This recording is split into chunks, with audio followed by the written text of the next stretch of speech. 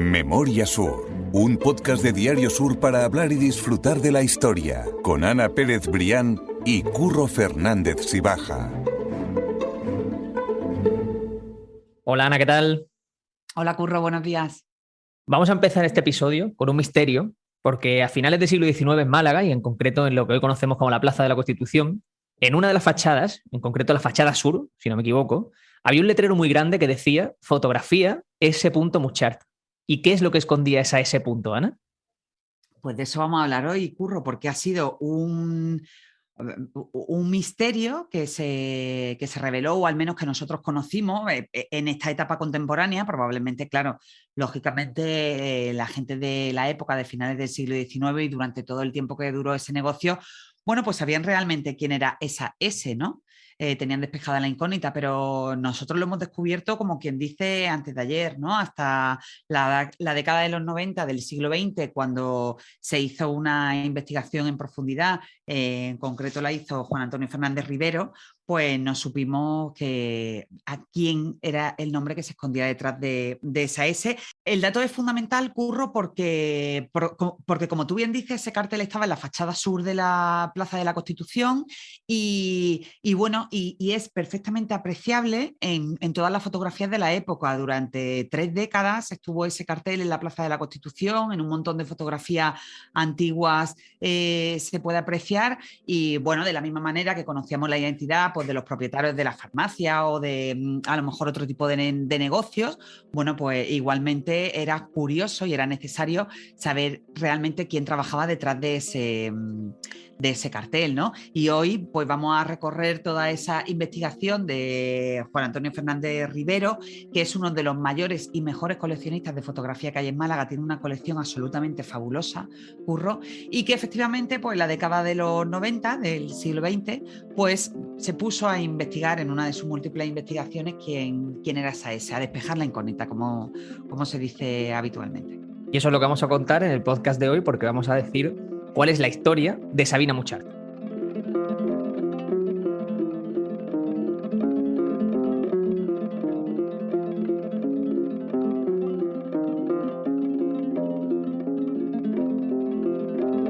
Recordamos igualmente que de Sabina ya hemos hablado en más episodios, como el de las 8 mujeres de Málaga, y que su nombre seguro que se nos ha escapado en más de una ocasión porque hemos dicho muchas veces que teníamos que contar esta historia. O sea que seguro que a la gente por lo menos algo, ese Sabina Muchart, le tiene que sonar. Pues sí, efectivamente, Curro. Y ya con el nombre de la persona de la que vamos a hablar hoy, yo creo que se despeja gran parte de la incógnita, ¿no? Sabina, pues efectivamente, Sabina Muchart Colboni era una mujer. En la época, bueno, pues es una auténtica excepción que una mujer fuera la propietaria de un negocio, salvo que fueran, ahora después hablaremos de eso, salvo que fueran viudas o huérfanas, con lo cual, bueno, le daban el negocio de su padre o de su marido ya fallecido. Pero en este caso concreto es tan importante, primero porque, como te digo, fue una mujer, y segundo porque ella fue la propietaria del negocio, y además fue uno de los estudios de fotografía, bueno, pues con más esplendor tuvo en la Málaga de la época, ¿no? En concreto, pues Sabina Muchart Colboni nació en Olot, en Gerona, el 20 de noviembre de 1858, pero el grueso de su carrera profesional fue en Málaga, y se convirtió bastante pronto, como te digo, en una referencia de la época, también porque, por dar un poco de contexto, bueno, pues justo a finales del siglo XIX, en las primeras décadas del XX, fue realmente la eclosión total de la fotografía en Málaga, ¿no? Que había llegado a la ciudad a mitad del 19 aproximadamente, pero bueno, ya fue algo absolutamente popularizado entre todas las clases. Lógicamente, bueno, pues aquello era un lujo pues que solo estaba al alcance de los más pudientes, pero bueno, que la fotografía ya era algo popular en la Málaga de finales del siglo XIX, ¿no? Entonces, bueno, pues Sabina tuvo la habilidad y el buen hacer, por supuesto, de situar su nombre entre los mejores del género, ¿no? Junto con el estudio de Manuel Rey, que también trabajó en Málaga por la época. Bueno, pues eran los dos pilares fundamentales de la fotografía en Málaga. Si tú querías inmortalizar cualquier momento, pues ya sabías que te tenías que desplazar en concreto o al estudio de Manuel Rey o al estudio de Sabina Muchart, que efectivamente estaba en la Plaza de la Constitución, que en aquella época hay que recordar que era el epicentro de Málaga, ¿no? Recién inaugurada también la calle Lario, o al menos por esos años, pero la Plaza de la Constitución era el auténtico escenario donde bullía pues, toda la vida social, cultural, política de la época, ¿no? Eso es, sí, porque has dicho muchas cosas, Ana. Has dicho precisamente que el principal estudio de fotografía en Málaga, junto al de Sabina, era precisamente el de Manuel Rey. Y también has hablado al principio de que era difícil encontrar a una mujer que se encargara de un estudio de fotografía, pero lo que era ya imposible era que esa mujer fuera la impulsora de ese estudio. Normalmente, como decías, eran estudios heredados, eran viudas, pero era complicado encontrar un estudio que hubiese sido levantado, por decirlo así, por una mujer. Y por eso, Juan Antonio Hernández Rivero, que es precisamente ese historiador que descubrió Fernández.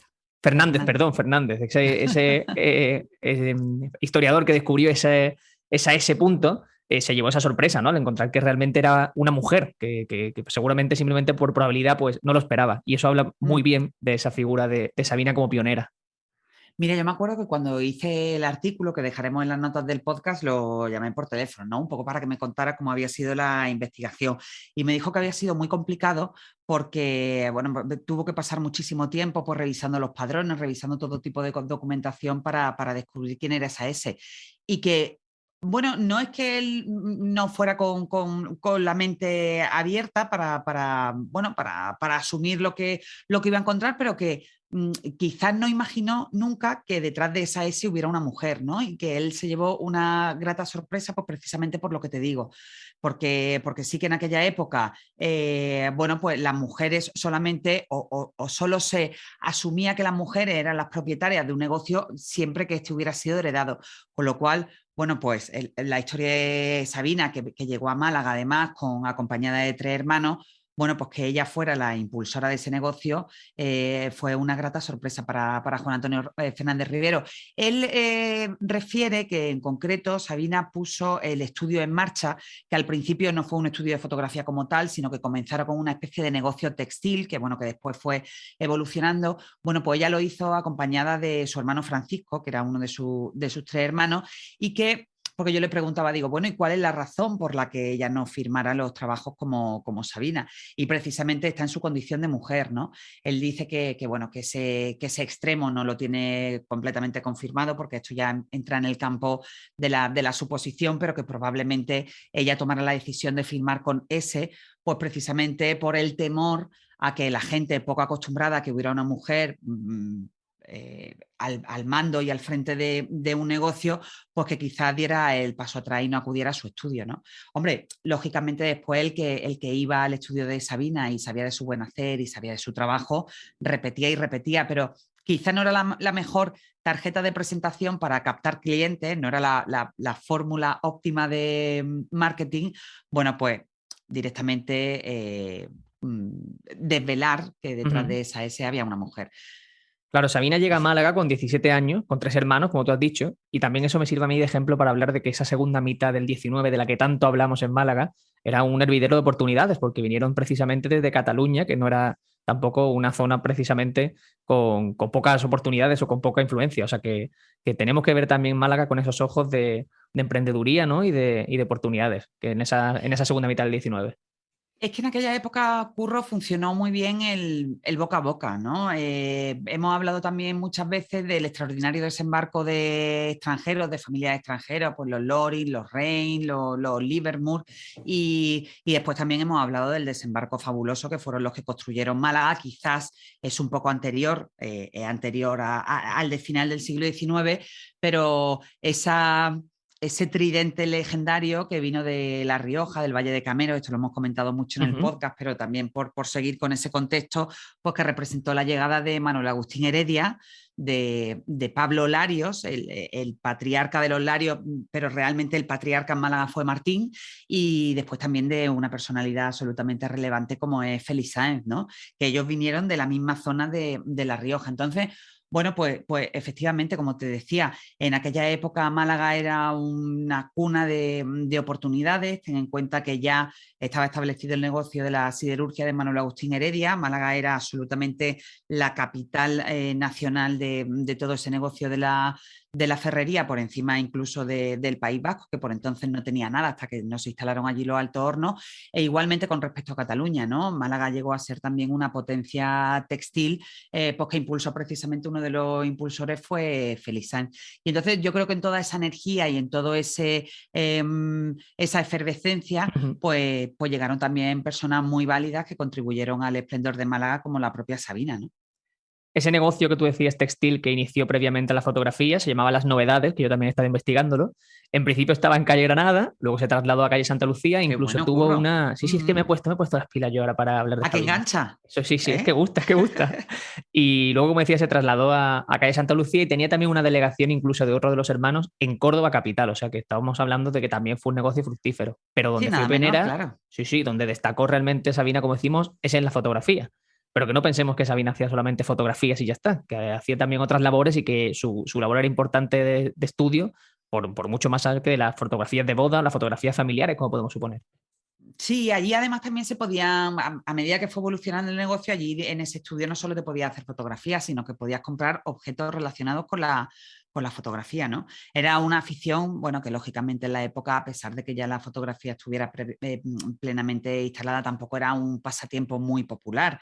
Era francamente difícil acceder, bueno, pues a todo el material necesario para hacer fotografías decentes, pero bueno, sí que la gente pues adquiría allí su recuerdo, iba a hacerse las fotos de la boda, de la comunión o fotos de los hijos. Yo recuerdo una fotografía muy bonita de Sabina, de una niña con un caballito de madera, que creo que está en las notas del podcast. Y bueno, pues primero todo aquel que era alguien iba allí, Curro, y todo aquel que quería inmortalizar un recuerdo, pues lógicamente pasaba por ese estudio.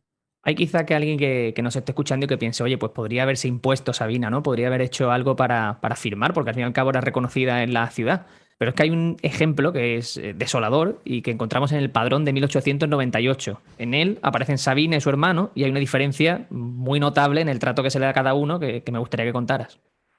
Pues mira, eso me lo contó Curro, el propio Fernández Rivero, cuando hizo la investigación y a mí me dejó, claro, a mí me dejó igualmente sorprendida porque en los padrones, bueno, no era nada fácil que una mujer apareciera con una profesión asignada, salvo en el caso de que fuera viuda, pero Sabina no era viuda, el negocio era suyo. Y a pesar de eso, Curro, a su hermano Francisco le ponen en el padrón asignada la profesión de fotógrafo y a Sabina, que era realmente la empresaria, le ponen ese punto que quería decir en realidad las labores propias de su sexo, de ser mujer, es decir, pues las labores del hogar, del cuidado de la casa y casi casi del cuidado de eso, de la familia y de los niños. Fíjate tú qué injusticia, ¿no? Totalmente. El que además su hermano Francisco, que también está bastante bien documentado, y así lo constata Fernández Rivero, que casi no estuvo pendiente del negocio y que su habilidad era, con la fotografía era más bien escasa, que todo el mérito lo tenía realmente su hermana, pero sin embargo en los padrones de la época él figura como profesión fotógrafo y ella figura como profesión sus labores, casi. Curioso, curioso sobre todo porque no sabía el significado de ese punto que tú comentas, ¿eh? Lo de labores Sí, asociadas a su sexo. después fue evolucionando y yo he llegado a ver SL, sus labores, pero con SS era labores propias de su sexo. Ah, pues Ujú. no tenía ni idea de eso y claro, habla muy bien pues de esa imposibilidad que tenía realmente Sabina de utilizar su imagen como carta de presentación por el hecho de ser mujer. O sea, es un hecho Claro, yo claro y creo que evidente.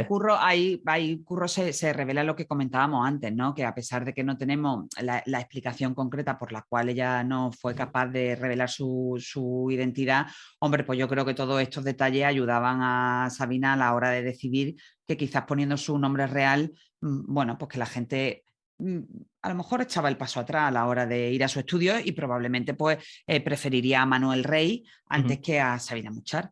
Pues sí, Siempre se prefería a un hombre frente a una mujer. Eso pues sí, afortunadamente hoy ha cambiado, pero también decimos muchas veces que tenemos que contar la historia y tenemos que asumirla y entenderla pues, con los ojos de la época. totalmente, así es. En el número 16 de esa Plaza de la Constitución, en la tercera planta, tenía el estudio Sabina y ahí llegó a tener varios trabajadores y una clientela fiel en la época, en una Málaga en la que el boom de la fotografía era un hecho. O sea, era totalmente asumido que todo el mundo necesitaba esa fotografía, que todo el mundo quería pasar por esa fotografía. Sí, Curro, como te he comentado, la fotografía llega a Málaga a mediados de siglo, en concreto en el año 1843, pero bueno, ya se populariza a finales del siglo XIX. Sabina, lógicamente, bueno, como tú bien has dicho, tenía varios empleados a su cargo y no solo se dedicó al tema de la fotografía de estudio, ¿no? A la fotografía familiar o a la fotografía de matrimonio, sino que ella también salía a la calle y hacía fotografías pues, que nos han quedado en nuestro legado como testimonios absolutamente impagables pues, de costumbres o de grandes acontecimientos que había en la época, ¿no?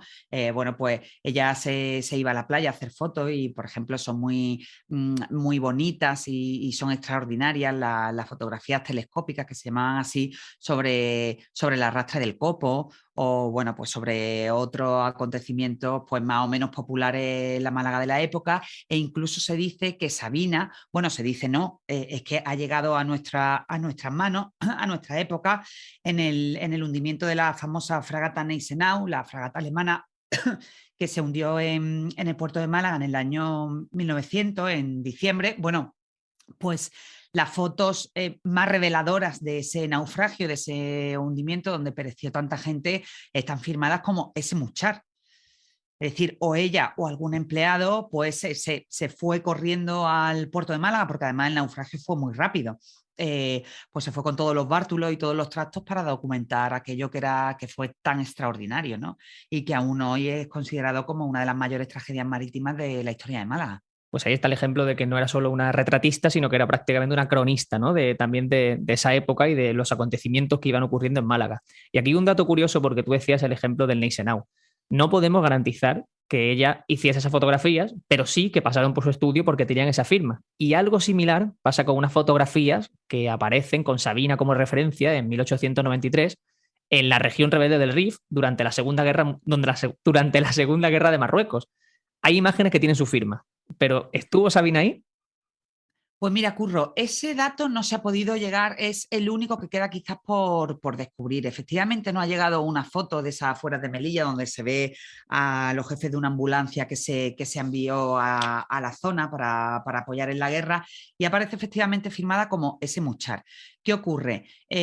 Bueno, pues que algunas voces, algunos profesionales, yo también hablé con otro, un cordobés que se llama Antonio Jesús González, que afirma que aparte de ser una pionera en los negocios, pues Sabina Muchar con esa imagen se coloca directamente como la primera mujer en pisar un campo de batalla y la primera mujer en documentarlo de manera fotográfica, casi la primera corresponsal de guerra de la historia. Entonces, bueno, tú lo apuntabas hace poco, ¿no? El hecho de que haya fotografías del Gneisenau firmadas como ese Muchar nos hace al menos sí confirmar que esas imágenes pasaron por el estudio de Sabina Muchar y que ella puso su firma.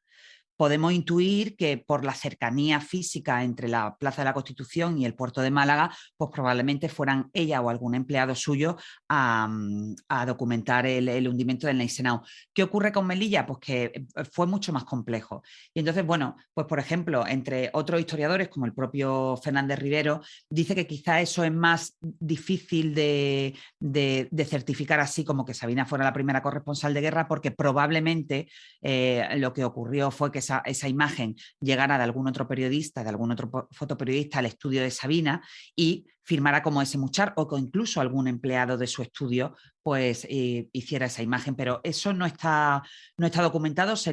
Indudablemente cambiaría la historia de la fotografía, porque si se llegara a confirmar en algún momento que Sabina estuvo en el campo de batalla, en esa zona rebelde de Marruecos, bueno, pues quitaría el trono a una mexicana que fotografió la revolución de su país en 1911 y que ha pasado a la historia precisamente por ser la primera fotógrafa de guerra, ¿no? Que se llamaba Sara Castrejón. Si se confirma que Sabina fue la primera, bueno, pues cambiaría la historia de la fotografía y tendríamos pues, a una mujer no nacida en Málaga, pero sí residente y que realmente hizo su vida en Málaga, la podríamos adoptar como tal, como la primera mujer corresponsal de guerra de la historia. Sí, sería un dato de verdad espectacular. De todos modos, sea como sea, lo que seguro es que Sabina sí fue quien regentó ese negocio, sí que fue una referencia y una pionera absoluta para la época y que un personaje del que teníamos que hablar aquí porque era totalmente necesario. Y de hecho, Ana, déjame también que te diga que ahora que tenemos la Semana Santa a la vuelta de la esquina, hablar de Sabina también era hablar de Semana Santa. Y es que hay un artículo que he leído en el periódico, en Diario Sur, que también lo voy a dejar en las notas del podcast, que está firmado por José Jiménez Guerrero, es de noviembre, desde hace 5 o 6 meses, en el que aparece un montón de fotografías de Sabina Muchar sobre Semana Santa, o sea, hablando, por ejemplo, sobre la soledad de San Pablo, sobre ese antiguo Cristo de la Buena Muerte de Mena, que nos toca a ti y a mí de cerca. Totalmente. Y son imágenes totalmente, y son imágenes que la gente va a poder ver también en ese artículo. Y una imagen que me ha encantado, que es del inicio justo de Calle Agua, con esa capilla que hace esquina, pues no sé, la fotografía será de principios del siglo XX o finales del XIX, y todo eso lo va a poder ver la gente, y todas esas imágenes que firma ese punto Muchar, Sabina, que son espectaculares y muy llamativas. Pues sí, Curro, es un legado impagable porque, como hemos dicho, ella también se dedicó a documentar esas costumbres y esa forma de vivir en Málaga, ¿no? Tan difícil que tenemos a veces acceder a determinados testimonios gráficos. Bueno, pues ella dejó ahí una huella fabulosa y que afortunadamente podemos decir que ese Muchar pues fue una mujer y que trabajó en Málaga y que la adoptamos como tal y que, bueno, que podría cambiar incluso la historia de la fotografía si siguen avanzando las investigaciones. Pues sería algo espectacular, la verdad. Pues lo Ana, contaríamos aquí, por supuesto. Y lo contaríamos, o sea, sin duda. Esto también es actualidad, esa historia de actualidad también, por supuesto. Sí. Pues Ana, mil gracias por el capítulo de hoy y nos vamos a seguir escuchando la semana que viene para contar más historias. Muy bien, Curro, gracias a ti siempre. Memoria Sur es un podcast de Diario Sur. Escucha un nuevo episodio cada semana en iVoox, Spotify, Apple Podcasts y consulta las referencias de este episodio en diariosur.es.